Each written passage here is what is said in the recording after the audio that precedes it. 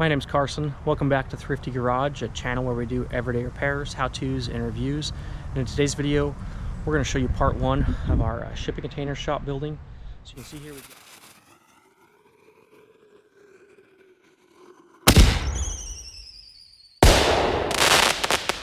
see here we've got two shipping containers set up. And the plan with these, we've got an awning on order, should be here in a couple weeks. We're going to put an awning over the top of here, so we'll have these machines out of the weather. We'll have a back wall back there, so they'll be covered on three sides, keep them out of the elements, keep them out of underneath the sun. And now we've got two 20-foot shipping containers for storage. This is really going to help with the business and storing our equipment and materials for our jobs. So let's rewind the clock a little bit and show you kind of what this started with and where we're at now and how we got here.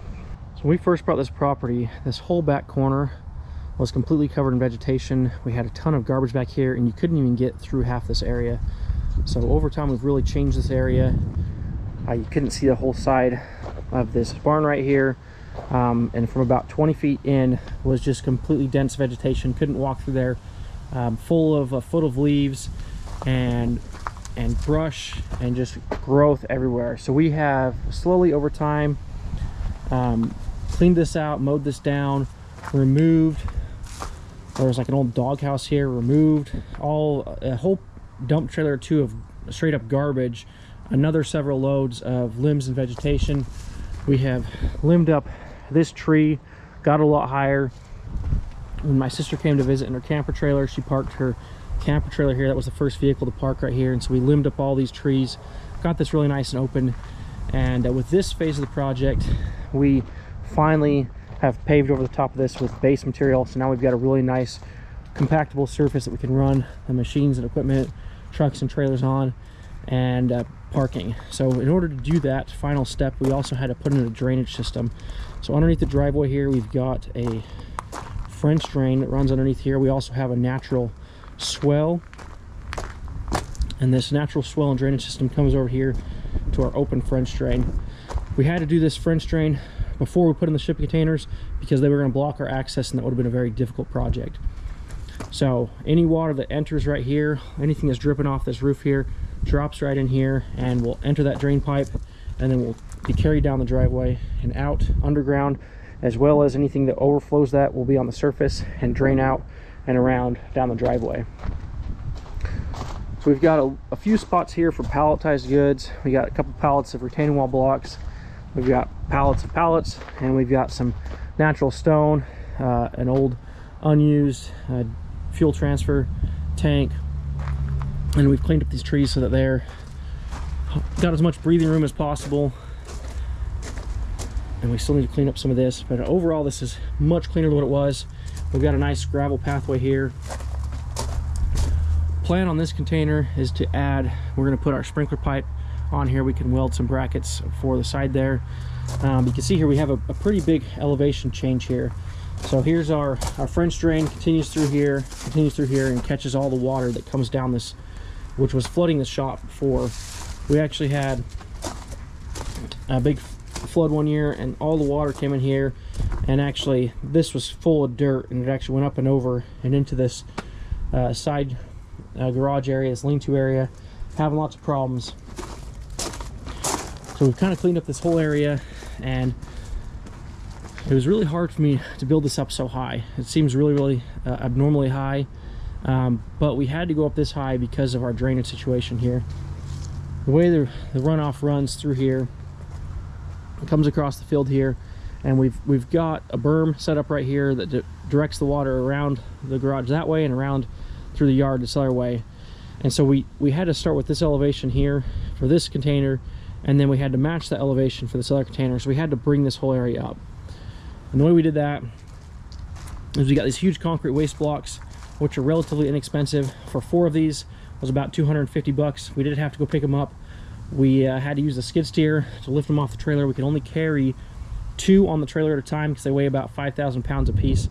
Really at our limits of being capable of moving those, but we ended up digging those out with the Mini-X and set those in place. So once we dug these out and put them in place, had our elevation set, then we took all this larger rock that was on the driveway before That driveway rock was all through here. We put about 9 inches of rock in here, and it didn't really go as planned. Everything we do is a little bit of a research and development project, kind of learning by doing. And we put this whole parking pad in, and the plan was to have 6 inches of 3-inch rock and then add base rock on top of it. Never got around to putting base rock on top of it.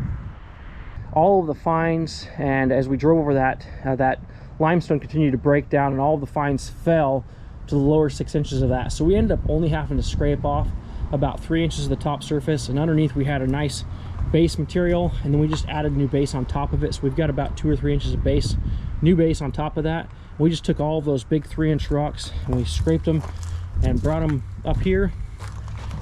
We used them underneath here to build this up, so we have a nice approach to here, and then we're using them inside here. And right now we can take this all and we can add another 3-4 inches of base material inside there for a nice level smooth parking area. It might be difficult to tell, but from about right there to right here, that driveway area is about 6 inches higher, and so this kind of started tapering upwards, and it's kind of lifting up and berming up into there, which will create a nice berm for this swell. The water can run out through here, and then this wall berm up, and those containers, everything will drain off out in front of them and away from the container area, keep all the water out of there and keep all that water away from the building behind. So we took as much of our waste material, pushed it up here, and used it as base material here, and then we brought in a new road base, and we will eventually add more road base material over and around, connected to the front of that shipping container. We'll have a nice front level area here. So that was kind of the prep work, and part of the reason I'm talking so much about our prep work here is we had to have 120 feet for the delivery driver to back up into here, and he backed it all the way up in there, dropped off the first container, dropped off the second container, and then he was out of here. And so we wanted to have this as much prepped for this as we possibly could. Today we just finished dragging this first container into place. Worked out really well. These huge blocks didn't move at all, so that was nice, sturdy, secure, really easy to just push that container on top of those blocks into place. We did have to shave a couple of these blocks down. One of the support ribs underneath there ended up landing right on the block, so we had to cut 3 of those blocks to get those to sit on there. But other than that, that shipping container fell into place really without any issues. This other container was a little bit more of an issue, and we're using these different type of blocks. So we tried digging out with the Mini X and placing those, but as we were placing this container into place, it messed up our blocks. So we ended up basically having to hand dig all of these blocks into location. They ended up setting really well. This container leveled out really nicely. Both containers leveled out really nicely, and we've got a gap of 19 foot 1 inches in between, and that's the spacing for the awning we have got on order. So that will work out really well. We ended up doing 2 blocks there. We got 1 block here. We've got 2 blocks on this back side, and then 3 blocks on that back side right there.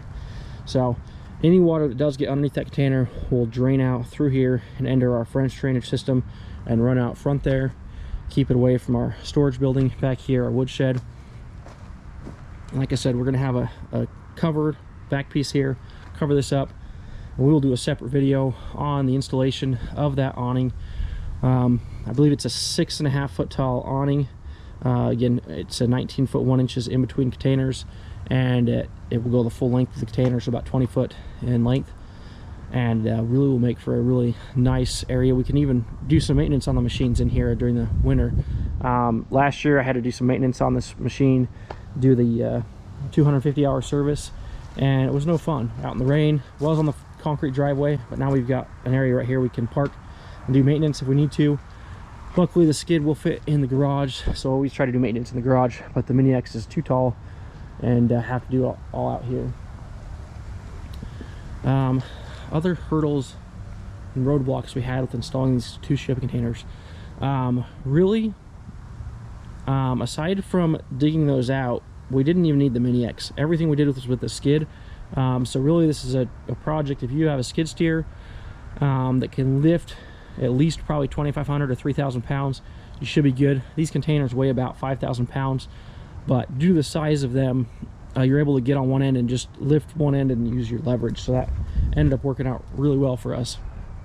Not every project is going to be this technical. This had a lot of grade change where we're sloping off. You know, we've got about a 2 foot, 2.5 foot drop from one end to the other.